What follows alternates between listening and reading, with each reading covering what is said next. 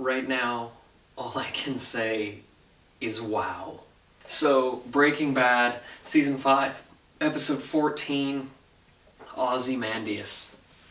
Now, Ozymandias, they've been teasing for a while with that Ozymandias trailer that they had for the promos for Breaking Bad, and it was really intense, and it kind of has something to do with it. It's hard to say.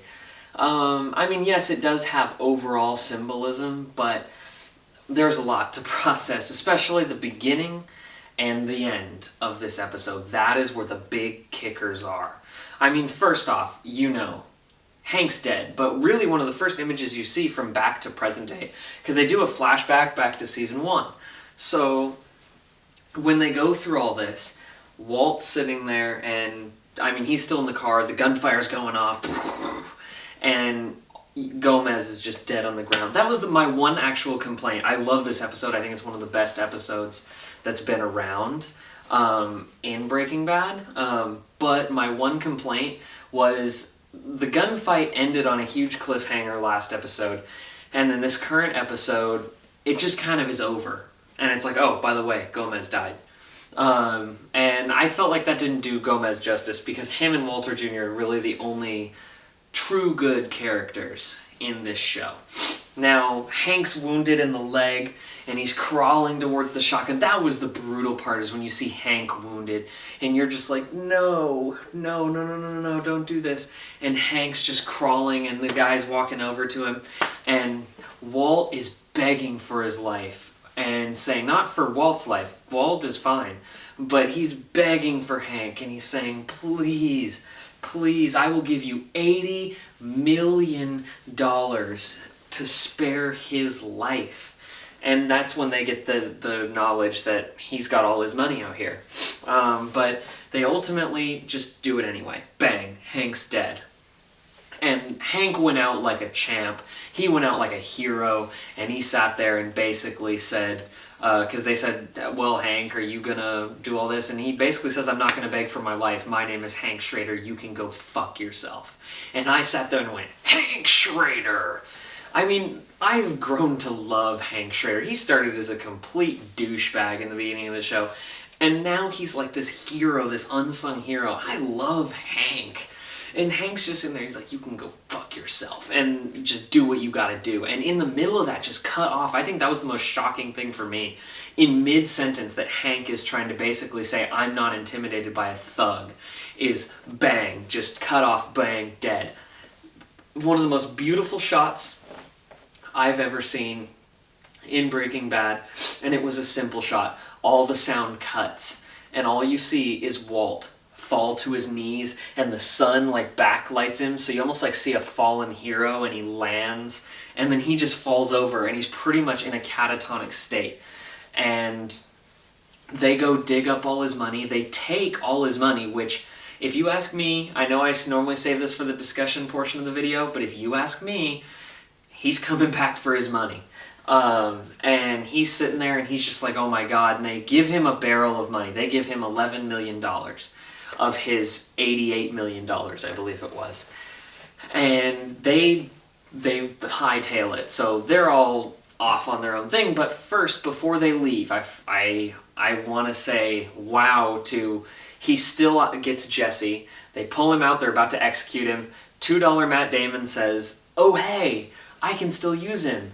And as they're going to go torture him and such, they go, and Walt stops them, and he turns from Walter White into Heisenberg and turns around to Jesse and says, I watched Jane die. I could have saved her, but I didn't.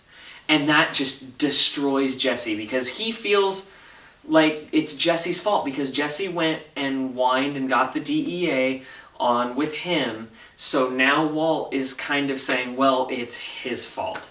So Jesse is destroyed now. I think every bit of humanity that was left in Jesse is gone, like Walt is nearly gone. So Marie goes to basically brag to Skyler that, hey, your husband's busted, mine got him, you better tell Walter Jr. And they do, and Walter Jr., because he's been out of the loop the entire time. He's saying there's like, everybody has lied to me. He is so distraught because everybody lied to him. And I'm just sitting there going, oh my God, I love that this show tugs at your heartstrings. And I'm not going to lie, I was sitting there and I was emotionally gripped in this scene. And I'm just like, Walter Jr., his life has just crumbled. Everybody's life crumbles in this episode. And Walt is on his way back to his house, but, now Skylar and them are hitting at the perfect time. They meet each other. And Walt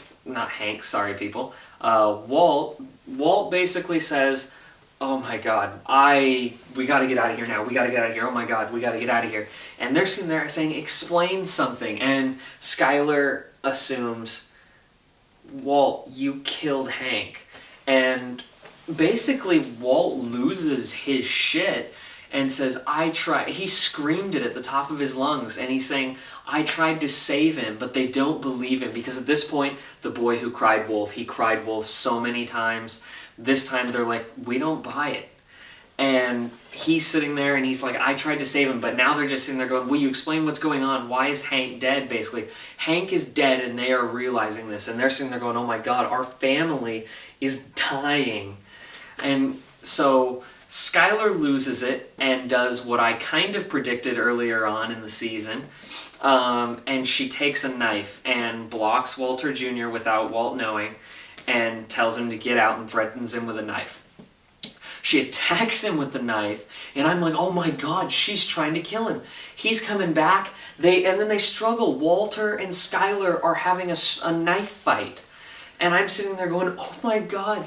And Walt looks like he's about to kill Skylar. And then Walter Jr. tackles him. And the ultimate symbolism in this episode, when you see Walt get pushed away and Walter Jr.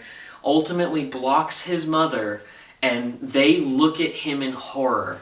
And he's got the knife in his hands, and he looks and he says, we're a family. And that right there was his realization. He has no family anymore. He is now alone. And to me, that was just so sinking, because he did all this for his family. He sees that. He's like, I did all this for you. And now that the chips are down, everyone's losing it and just attacking each other like animals. I don't normally quote The Dark Knight, but The Dark Knight, when the Joker says these civilized people, when the chips are down, they'll eat each other alive. And that's exactly what's happening. When everything is down and on the line, these people are just destroying each other, and it's causing everything to crumble. So Walt takes the baby and just hightails it, and ultimately gives his first villain speech to Skylar and says, this is all your fault right now. If you cross me, and he's using the death of Hank now. So he's going into full villain mode, and he basically says, if you cross me, your fate will be like Hank's. He's now threatening to kill Skylar, which makes me now say, everyone is now in fair play, because his family betrayed him, his crime people aren't listening to him, Jesse wants to kill him. The only person who really doesn't give a rip is Saul. And we don't know where Saul's been. I think he's the only one that might not die, but I think everyone else right now, fair game. Where is his machine gun coming from?